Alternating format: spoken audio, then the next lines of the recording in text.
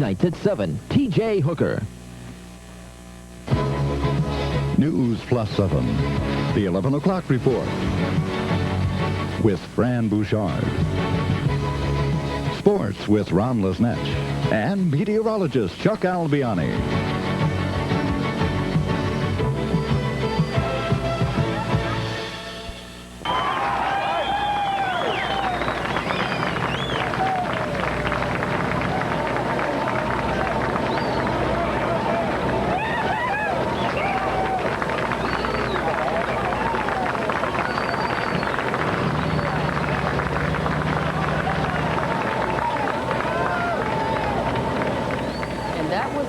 At about 9 o'clock tonight in Midland, Texas, as 18-month-old Jessica McClure was pulled 22 feet up from an abandoned well, ending a 58-hour ordeal.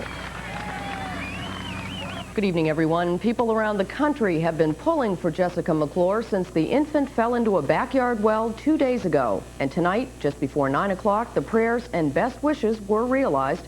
ABC's Gary Shepard has the latest.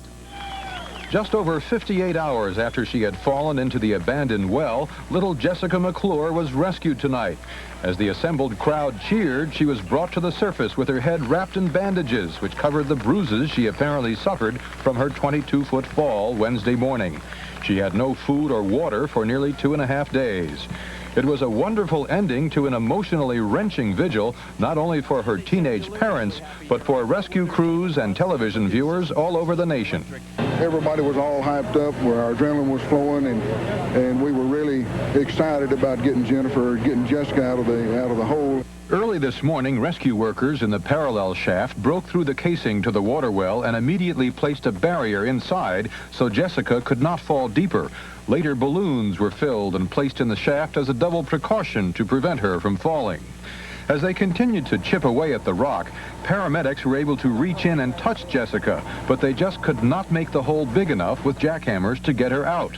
Sergeant Andy Glasscock has been talking to the little girl by microphone since the beginning. I guess the most thing, I wish I had 20-foot arms where I could reach down there and grab her.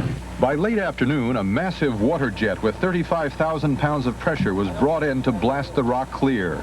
Throughout the ordeal, the community has rallied around Jessica. Her family has no health insurance, so a trust fund has been set up, and residents were eager to jump down the shaft and do their best. Well, I got 2 babies of my own, and I expect somebody to do it for me. As soon as little Jessica was unstrapped from a special harness, she was quickly taken to a waiting ambulance and raced to a nearby hospital for medical treatment.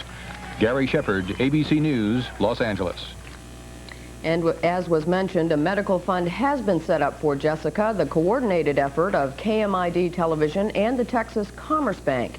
Now, if you wish to make a donation, it can be sent to the Jessica McClure Fund, care of Texas Commerce Bank, Post Office Box 3905, Midland, Texas 79702. Officials say medical services are being donated locally, but if the girl must be shipped to another hospital, that money will be used for transportation and medical fees. If not, it will go toward her future. A Massachusetts man is behind bars tonight after robbing a bank in downtown Bangor. Police say 35-year-old William Call of Lynn, Mass. robbed the Main Savings Bank at 201 Main Street shortly before 2 this afternoon. After telling bank clerks he had a weapon, Call escaped with several $1,000s in cash. He was apprehended 9 minutes later on First Street, and the money was recovered. A description was broadcast over the radio, a general description of him physically, and the officers infiltrated the area and saw him a short ways away from the bank and questioned him. There were several customers in the bank at the time, but no one was hurt. The tellers and the staff at the bank did follow procedures. Our primary concern was for the safety of the staff and customers, and there seems to be no problem in that regard. I can tell you that security procedures were followed completely by the bank. Call, who had been in Bangor for 2 weeks, is being held in the Penobscot County Jail and will be arraigned on robbery charges Monday. He could face federal charges as well. Final arguments will be heard Monday morning in the manslaughter trial of a Milo man. 22-year-old Scott Herbest is charged with the death of a New York man this September in Sebec. Michael Little was killed when he pulled his motorcycle out of a driveway and was struck by a car driven by Herbest.